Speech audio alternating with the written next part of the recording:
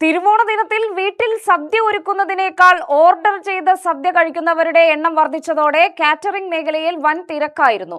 ഓണാഘോഷങ്ങളുടെ ഭാഗമായി ഇത്തവണ നിരവധി കുടുംബങ്ങളാണ് വിവിധ കാറ്ററിംഗ് സ്ഥാപനങ്ങളിൽ മുൻകൂട്ടി സദ്യ ബുക്ക് ചെയ്തത്. ഇതോടെ തിരുവോണ ദിനത്തിൽ സദ്യ വിതരണത്തിനായി കാറ്ററിംഗ് സ്ഥാപനങ്ങൾ പുലർച്ചെ മുതൽ സജീവമായിരുന്നു. കുടുംബാംഗങ്ങളെല്ലാം ഒരുമിച്ചിരുന്ന് ഓണസദ്യ കഴിക്കണമെന്ന ആഗ്രഹം നിലനിൽക്കുമ്പോഴും തിരക്കേറിയ ജീവിതശൈലിയും സദ്യ ഒരുക്കുന്നതിനുള്ള സമയക്കുറവും പലരെയും ഓർഡർ സദ്യയിലേക്ക് എത്തിക്കുകയായിരുന്നു. വീട്ടിലെത്തിച്ചു നൽകുന്ന സദ്യയ്ക്കും പാഴ്സൽ സദ്യയ്ക്കും ഇത്തവണ ആവശ്യക്കാരേറെയായിരുന്നു.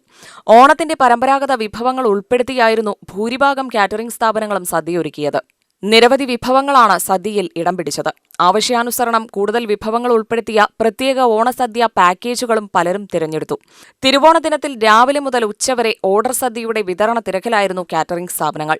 വീടുകൾക്ക് പുറമെ ഓഫീസുകൾ, സ്ഥാപനങ്ങൾ, കൂട്ടായ്മകൾ, ക്ലബ്ബുകൾ എന്നിവിടങ്ങളിലേക്കും വലിയ തോതിൽ സദ്യ ഓർഡറുകൾ എത്തിയിരുന്നു.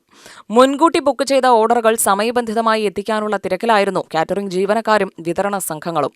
സദ്യ ഒരുക്കുന്നതിനുള്ള സാധനങ്ങൾ നേരത്തെ തന്നെ ശേഖരിച്ച് പുലർച്ചെ മുതൽ പാചകം ആരംഭിച്ചായിരുന്നു പല കാറ്ററിംഗ് സംഘങ്ങളുടെയും പ്രവർത്തനം. ഒരേ സമയം നിരവധി ഓർഡറുകൾ കൈകാര്യം ചെയ്യേണ്ടി വന്നതോടെ ജീവനക്കാരും വലിയ അധ്വാനമാണ് നടത്തിയത്. എല്ലാവരും റെഡിമെയ്ഡ് ആരെയാണ് വെച്ചുണ്ടാക്കാറ്. ഞങ്ങൾ മറ്റപ്പച്ചരി വാങ്ങിച്ച് അതിനെ വെള്ളത്തിലിട്ട് കുതിർത്ത് 2 മണിക്കൂറോളം കുതിർത്ത് അതിനെ അരച്ച് അതുപോലെ വാഴയിലയിൽ അരച്ച് ഉണ്ടാക്കുന്നതാണ്. ഇത് എത്ര മണിക്കൂർ ഇങ്ങനെ ചൂടാകും? 2-2.5 മണിക്കൂർ നന്നായി ശേഷം പിന്നെ പാല് കുറിയ പാലിലോട്ട് ഇടും.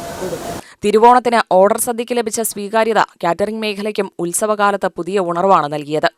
വീട്ടിലെ അടുക്കളയിലെ തിരക്കൊഴിവാക്കി ഓണസദ്യയുടെ രുചി ആസ്വദിക്കാനുള്ള സൗകര്യമാണ് ഓർഡർ സദ്യയെ കൂടുതൽ ജനപ്രിയമാക്കിയത്.